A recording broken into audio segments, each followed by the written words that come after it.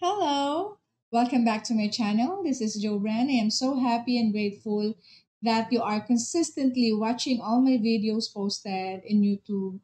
And to those who are new to my channel talks about the idea of psychology related subjects. So if you are interested to get to know more about psychology, please do like, share, and subscribe so that we can help other people, especially students. We can reach out to them and have a quick glimpse on the content of my YouTube channel. Okay, so thank you so much.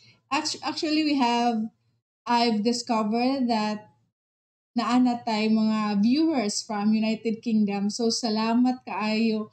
I never thought nga maabot na ni United Kingdom ang ako ang video no. So at least naabot siya. Okay ra nga ako lang virtual na didto but physically wala dito. But anyway, I'm so grateful nga naabot siya. So hopefully nasabtan lang to those nga naa sa United Kingdom. Thank you so much for supporting my YouTube channel, especially diri sa Philippines, right? So Bisaya ni siya. Okay, so in this video is I'll be discussing to you our lesson 4 discussion in the subject of industrial psychology. Okay, I know nga dili kayo siya interesting. So especially if you are not a psychology student, but I want you to have a glimpse kay tanaw na ko, this is very important for all of us to understand the idea of industrial psychology. Okay, so for our lesson 4 is I'll be discussing the idea of employee motivation. Okay, so are you motivated as an employee? Okay, so let's try to explain this matter in a very simple way, and I really hope that you learn something out of this video. Okay, so let's talk about the idea of employee motivation. So once an organization has selected their employees, na-trained na sila, so the main concern of some psychologists or industrial psychologists is to how to motivate their employees. Right? So kung saan nga ang mga empleyado mamotivated mo trabaho. Okay, so what is the importance of employee motivation? Take note that motivation is defined as an external force sa atua. It is defined as the driver wherein an employee can perform very well. So man na siya importante kay na ang employee motivation, it is because it is your external driving force that motivate you to perform very well. So if walay motivation, if dili motivated ang tao, so what's the point of working? What's the point of excelling? What's the point of doing your best if you are not motivated? Take note that your ability, your skill can help you nga makatrabaho ka, that you can do the job, that you can perform the job nga i-assign. But your motivation, it determines whether you can perform that job properly. So unsay kalahian nila, 'di ba, as what I've said nga ang imuhang abilidad ug ang imuhang namahuan isip usa ka empleyado makatabang na siya nga maka-perform ka. Pero ang motivation nimo mao na siya makasulti kung unsaon nimo nga manindot pa ang imuhang trabaho or masakto pa imong trabaho. So that's the importance of employee motivation. Whether you are a teacher, a nurse, attorney. So, employee motivation is very important.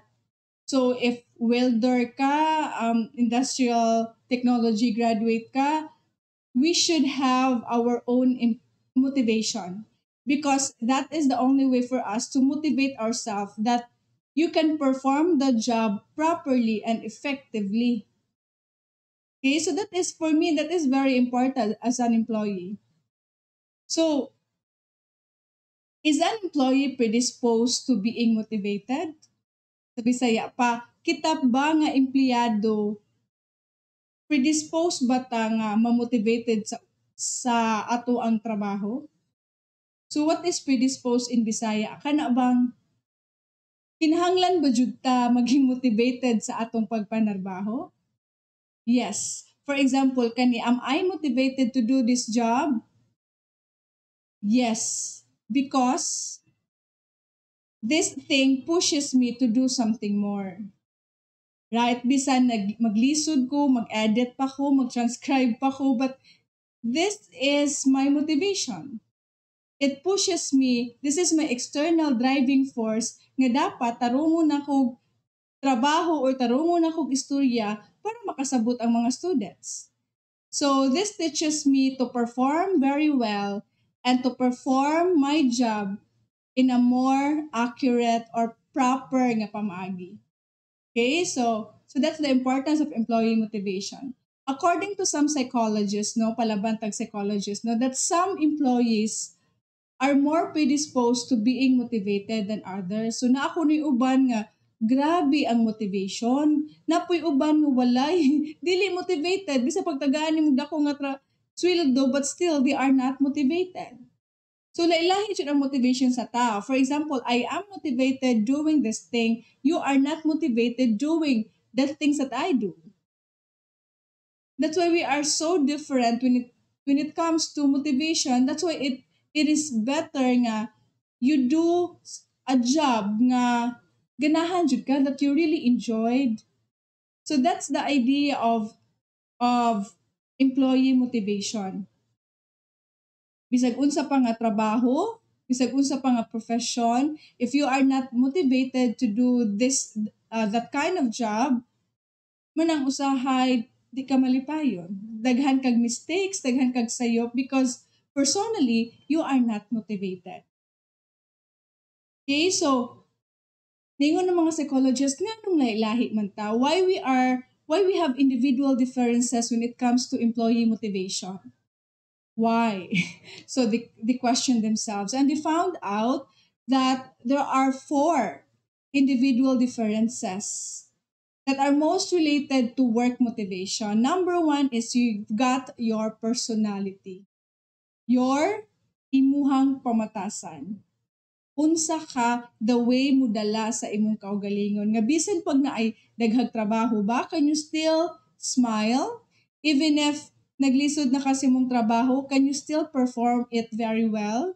Despite it's very new to you?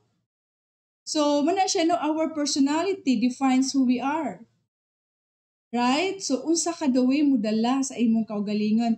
The second thing is our self-esteem. So, what is self-esteem? Ang self-esteem is ang imuhang pagtanaw sa imong kaugalingon. Right? Lahi kong pagtanaw sa akong self at the same thing sa imo, lahi kong kag pagtanaw sa imong kaugalingon. If I look myself this way, then ang imo pong pagtanaw sa imong kaugalingon, lahi po sa ako ang pagtanaw sa akong kaugalingon because we are so different and our motivation is also different sa laing-laing tao. Sa kani nga butang, dili ko motivated, ikaw motivated ka.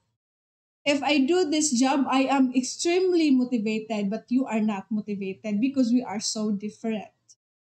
Okay, the third one I mean is the intrinsic motivation tendency.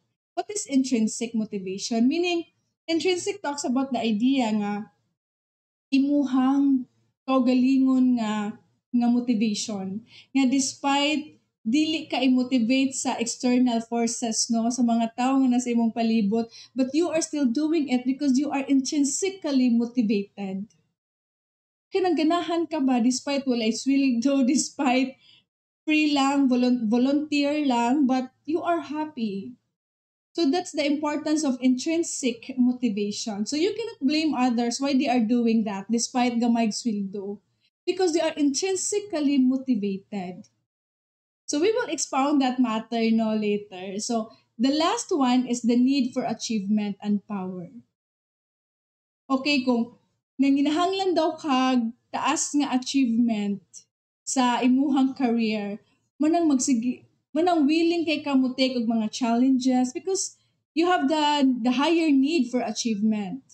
Kanang mga trabaho nga wala pa nimo na try, you really wanted to try because naadjud ang feeling the need for achievement and power.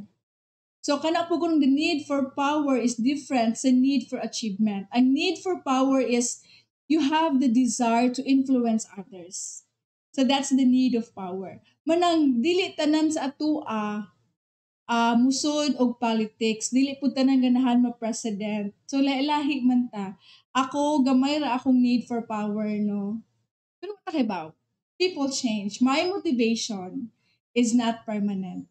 So na usahay nga low akong motivation karon, matakibaw later on mahimo day kong president. Charot, di ba? Presidential ang goal, it's very high, no? So, di makaya sa akong personality. So, we need to assess po if you will take that power, musabay ba imong personality? So, do you have what it takes sa ingana nga trabaho? Okay, so let's start with explaining the idea of personality. Why is it personality is very important when it comes to our career, when it comes to our work improvement? Okay, so psychologists believe that there are five main personality dimension. Na ako ni lima ka dimension ang tao. So ako'y lima ka main personality dimension. O, diba? Usar ako rani, pero nako'y lima ka personality dimension. The first is, nakuno tayo openness to experience. So the first one is the openness to experience. That we are willing to experience things.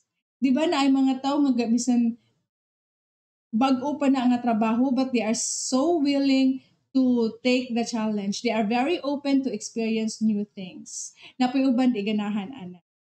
Right? The second dimension is conscientiousness. Kung sa man ni oy? Conscientiousness. Okay, that's the correct word, no? Kinabang you are so conscientious. Kana bang ganahan jud kay kamo trabaho anang butang. Okay, so munay so what is conscientiousness? So when you talk about conscientiousness, this is our willingness to do what is right. So since nagtrabaho na ta, since we are already working, kay baluta what is the right thing to do sa atong trabaho, what is not the right thing to do.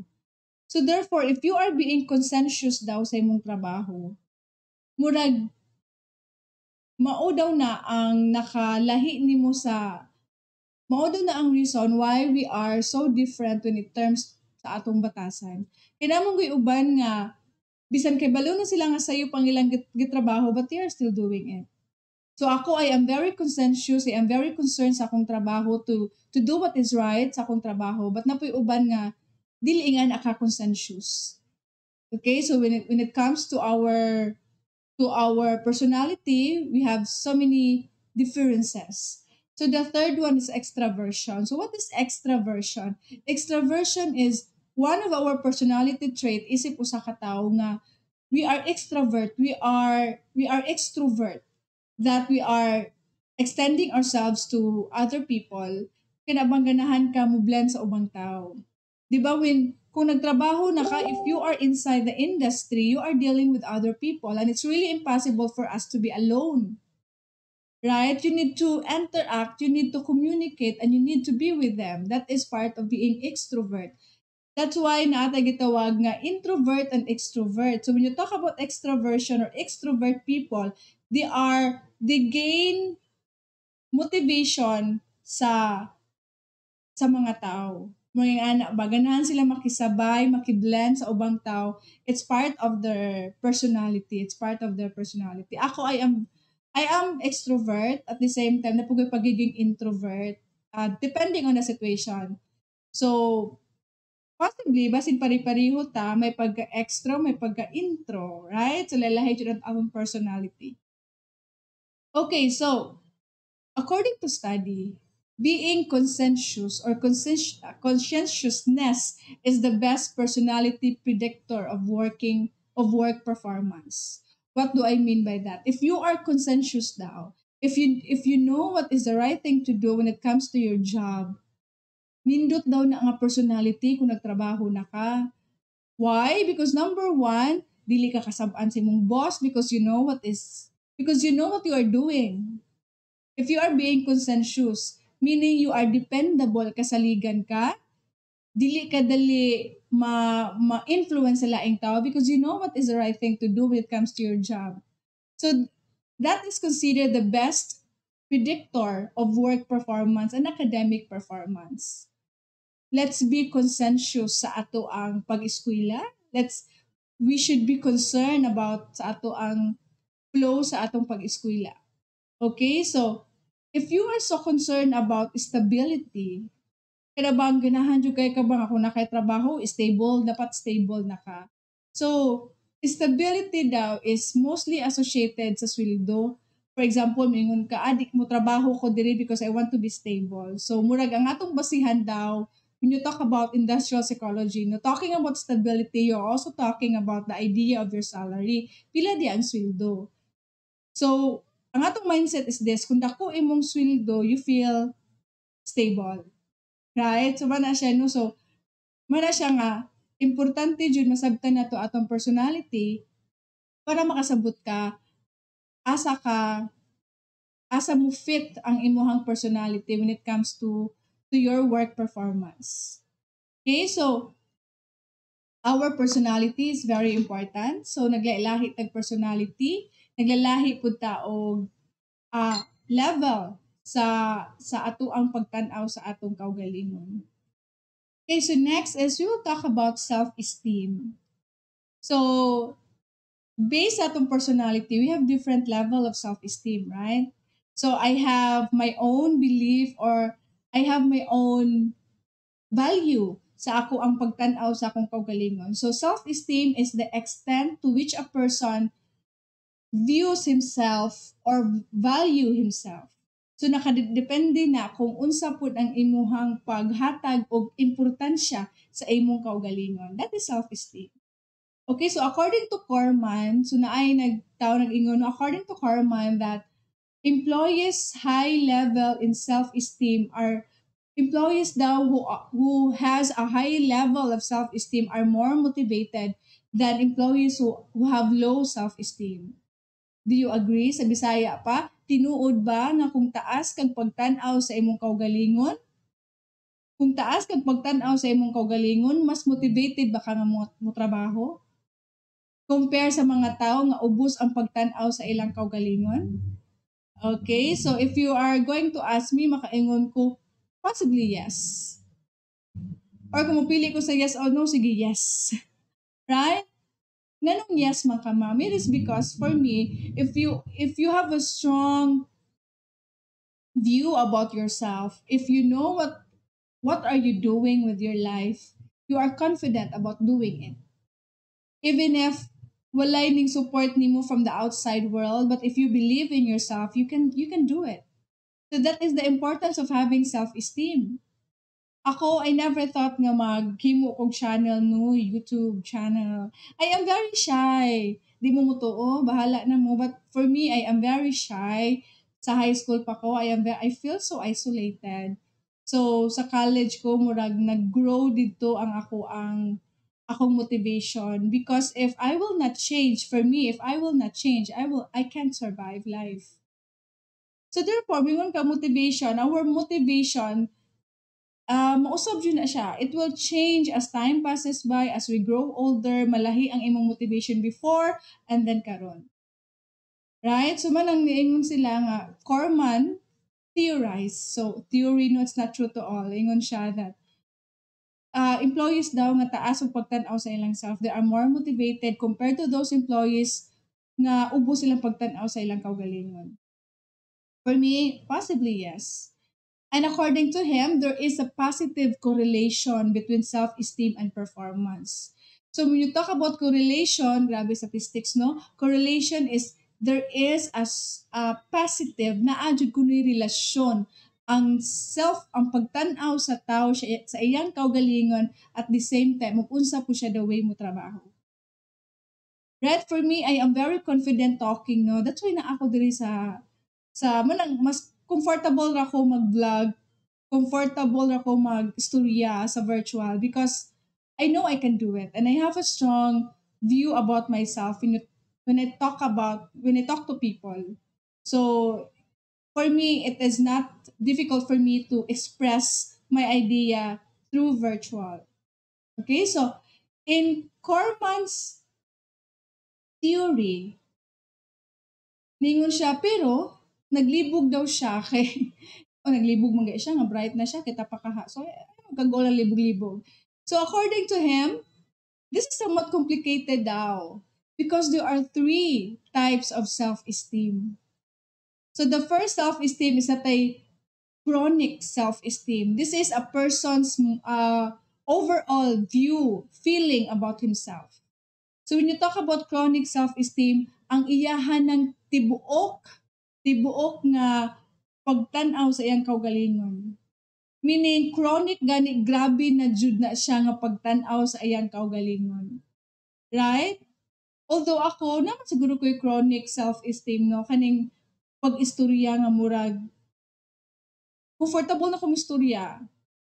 But, kinahanglan po no, even if natay chronic self-esteem, no, natay overall nga pagsalig sa atong kaugalingon, dapat po takibaw maminaw sa uban. Kay, there are things nga nakasabot sila sa atua nga wala na to masabti. So, maging anak gani nga idea. So, kita tanan, we have our own overall feeling about ourselves, and that's why ingon siya complicated ang pag-define sa self-esteem.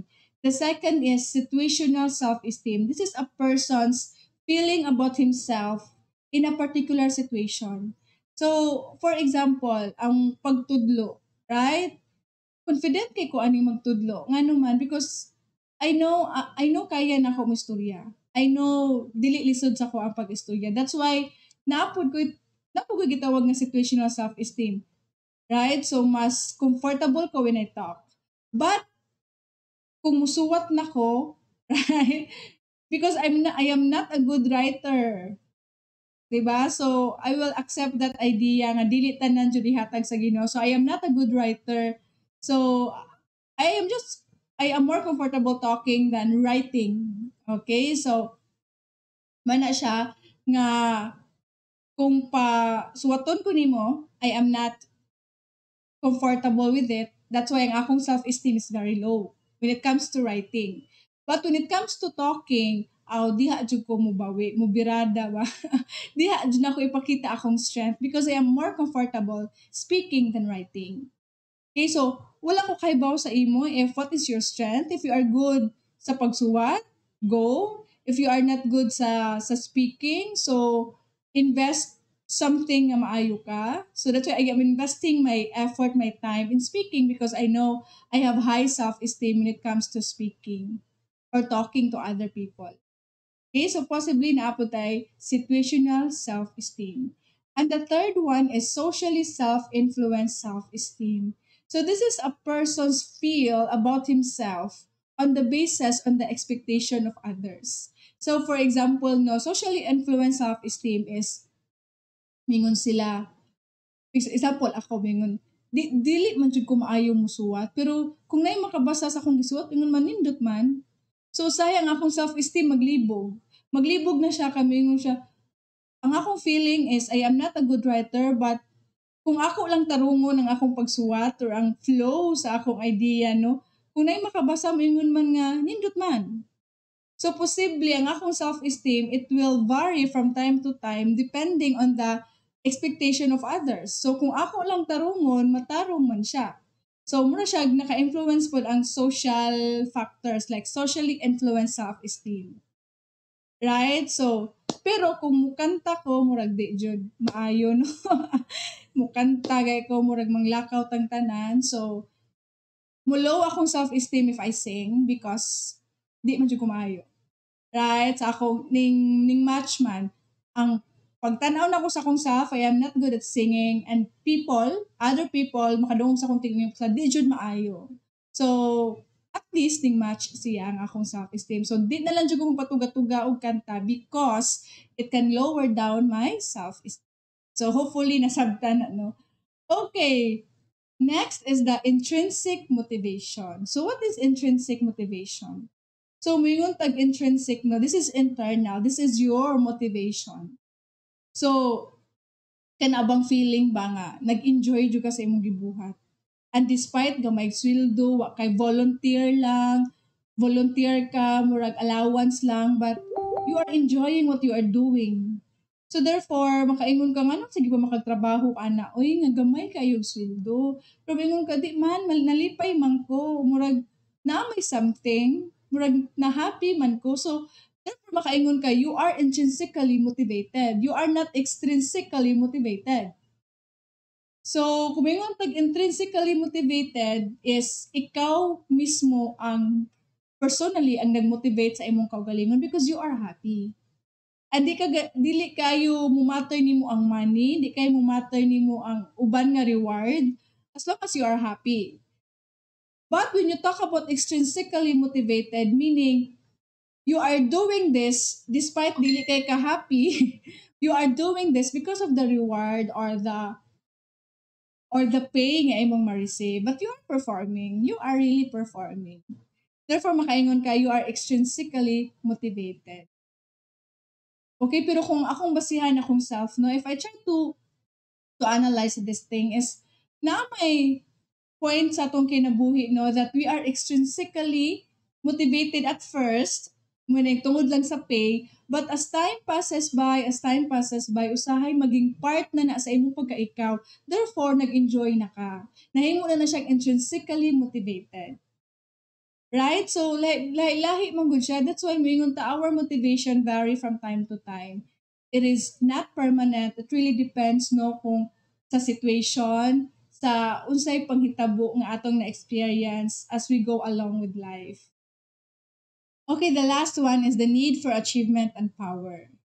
Okay, so a theory developed by Mac Cleland in 1961 suggests that employees differ in the extent to which they are motivated. So, by the need for achievement, affiliation, and power. So, therefore, naglailahi daw tag panginahanglanon when it comes to achievement and power. Because we are different people, so lailahi po tag gusto ma-achieve sa ato ang kinabuhi. So, according to him, employees who have a strong need for achievement are more motivated to do some challenging tasks. Kanabang mga new nga mga trabaho, mas ganahan na sila if you have the desire or the need for achievement.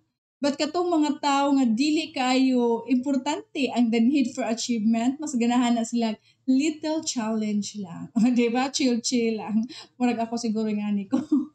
Di ko ganahan og lisod or very challenging, ganahan ko kanang chill lang.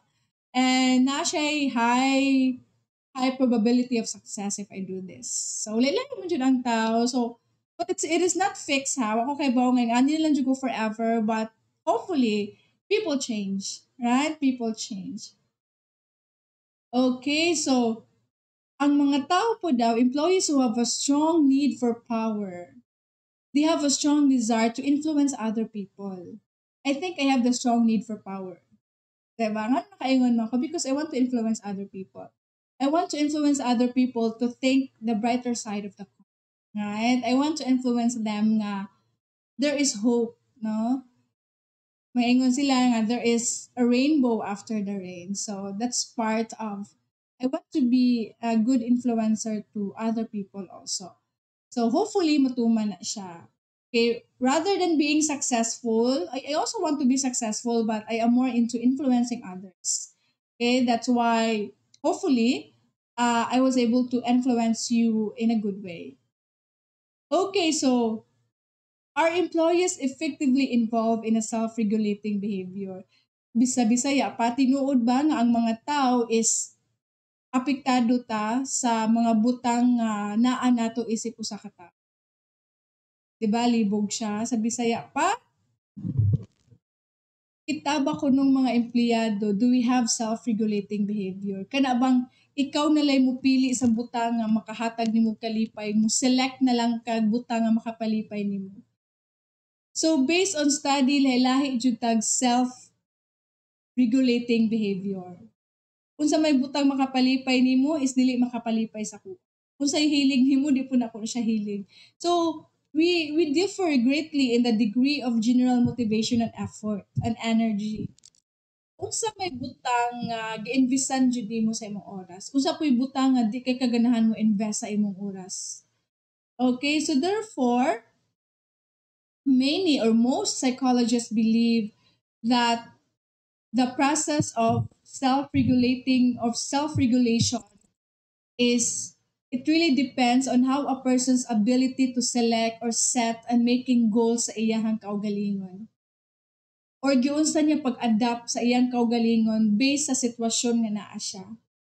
So I think itang tanan, no, we have that self-regulating behavior nga kaya ang kinabuhi di man siya permanent. So ang pagpanarbaho di po siya permanent. Sometimes na ay problema ang company, then manaktak sila. So how will you adapt? How will you adapt or how will you move on kung ingana ang case? That's why dapat kita isip usa ka empleyado, we should involve ourselves in a self-regulating behavior. Okay, so dili kay ta fix, dili kay ta ingana ka firm sa atong decision. It's because life is unpredictable, right? So we need to have our own self-regulating behavior. We need to select and set our goals, modify our goals just to adapt to a changing situation. Right? So karon daghan kayong empleyado ang nawagtang trabaho, right? Because of the pandemic. So that's why we need to have our self-regulating behavior on how we can select, set, and modify our goals to adapt in a certain situation. Okay, so the next is, have the employees' values and expectation been met? So when you talk about employee motivation daw, is dapat po daw we should know unsa jud gusto nato. We should know our values, our wants, and what do we expect sa trabaho. Ganun kinahanglan mo nato ni masabtan, because if there is a discrepancy daw, right? Di ka ganahan mo trabaho, sige ra kag reklamo, ganun mo reklamo man ka, it's because you are not happy. Ganun mo reklamo ka, it's because ang imong gusto, ang imong values does not match sa unsay nakahatag sa company. Right? So mo na ilang giingon no nga we need to know what really motivates us para kasabot ka unsa imuhang gusto, unsa imuhang butang nga pinaka-importante, at the same time unsay imahatag sa company. If teaching makes me happy, therefore I would invest my energy and time in teaching because that makes me happy. That is part of my values in life. For me, happiness is the goal of life. To be happy is the goal of life. So why pressure yourself to something that you are not happy anymore? So mapud na akong value. So yung kabaw sa imo if what is your most important values in life. So it really depends on us kung saan na to pagdala. Okay, so kung taas og discrepancy between the values, the wants, and the expectation is possibly it can also lead to low level of motivation and satisfaction. You are not satisfied, you are not happy. Despite dako imong sweldo, if your values does not match sa unsay mahatag sa company, you are less motivated and less satisfied. Ako, I am so satisfied teaching, talking, speaking, murag that is part of my energy. It makes me happy. Bisan pag hikapoy ko, if I talk, murag ma-alive ko. It makes me alive. Okay, so let's try to focus on the three theories no that defines or that explains to us the importance of employees' needs and values. So the first is, let's try to explain the idea, a very quick explanation about the idea of Maslow's hierarchy of needs. So kinsa may kuan ani nga psychologist is Abraham Maslow, and according to him, that employees would be motivated by and satisfied in their job based kung ang kaning mga certain needs were met. Therefore, he believed that there are 5 major types of needs nga dapat mahatag nato sa atong mga empleyado. Sila, the food, the clothing, the shelter. Dapat part ana is na kay sweldo para mahatag na siya, no, the basic biological needs. And the second to the last, no, is the safety needs. That's why kung na-secured sa imong sweldo, right? Tungod ba sa imong sweldo, are you imong family, are they secured? unhappy sa imuhang sweldo, so safety needs. So the third is the social needs. Right? Murag tungod ba sa imuhang trabaho, do you feel the sense of belongingness? Murag ning fit ba ang imuhang pagtan-aw sa imong kaugalingon? Nahatag ba ang social needs? That's why sa mga company no na ay sweldo at the same time na ay mga insurance policy at the same time na po yung mga team building, mga activities. As ba ang imong pagtan-aw sa imong kaugalingon? Nahatag ba na sa company? So that is your ego needs. So once nahatag na siyang ego needs sa company is ang pinaka-top is the self-actualization need. Actually, lisod-lisod yun ni kabuton ang self-actualization need, no? Because that is the time nga kaning upat is na-achieve na ninimo. Right? Ang uban, for me, napakusay ka duha, katulo, so wala pa dyan na-develop akong ego needs and then wala pa ko kaabot sa self-actualization need. Self-actualization need is na buhat ba nimo tanan nimong gusto. Right? Wala na ba kay mga regret sa imuhang pagpanarbaho? Okay, the second theory is the ERG theory and Alderfer, kung imong tanaw na kang Maslow nga hierarchy of needs, ingon siya hierarchical kuno ang kinahanglan sa tao. Dapat na atong una, di kuno ka move on sa next kung wala pa ni ma-fulfill ang una, ang basic biological need. You cannot move on to safety, social, what else? The safety, the social, the ego, and the self-actualization need. So, di ka pwede mo ambak daw. But the ERG theory by Alderfer tells us na pwede raman ka mo skip levels. Oy, di daw kailangan hierarchical ang needs sa tao. Namo ko ni uban nga needs nga as long as na-fulfill lang ang first need, murag di na ka-importante nimo ang second need as long as na-fulfill lang ni siya. So, ang ERG theory is purely on the idea of existence.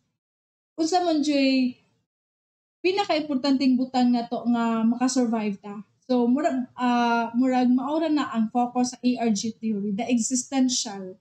So, pwede ra mo skip ang tao, dili kailangan mo follow dyan. Kung unsa rin ma-achieve, maura na siya. That is the ERG theory.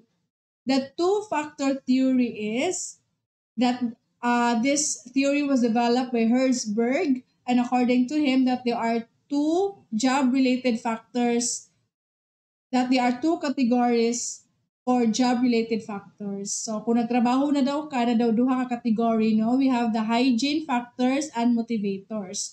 The hygiene factors is mauni sila ang mga tao nga nagpalibot sa imuha. For example, if you are working already na kay mga friends. So dili siya related sa imong trabaho, pero importante pod nga naa kay amigo or friends sa kumpanya, di ba? Mas lingaw siya. So man idea nga dapat na jud kuno hygiene factors. Kung nagtrabaho na ka, you should also focus. It's not all about work, no. Dapat na ay hygiene factors. They are not necessary, pero they are necessary, but di na siya related sa imuhang trabaho. Importante siya kay malingaw man ka. Right? Imagine kung ikaw rang usawa kay kaistorya, you are just working alone, murag mingaw ang imong pagpanarbaho. While the motivators, mana silang mga tao nga, this is related to your job, ang motivators, no? Kung unsa ang imuhang trabaho, kung unsa pod ang imuhang ma-perform nga trabaho, this is related to your job, your duties nga dapat ma-perform nimo. Di ba kung naa kay trabaho, ma-motivate ka. Then part of your motivation, naa po daw hygiene factors. Dapat naa kay close friends para malingaw ka sa imong gitrabaho. Therefore, ang idea ni Herzberg is dapat when you are working, we should have hygiene factors and motivators so that we can bring job satisfaction and motivation to all our employees. Thank you so much for listening. I hope nasabtan the idea of employee motivation, that this is very important for all of us, that we should develop our own motivational forces, intrinsic motivation para mas ganahan pa ta mo trabaho sa ato ang profession. Thank you so much for watching and I'll see you again for my next video. Thank you.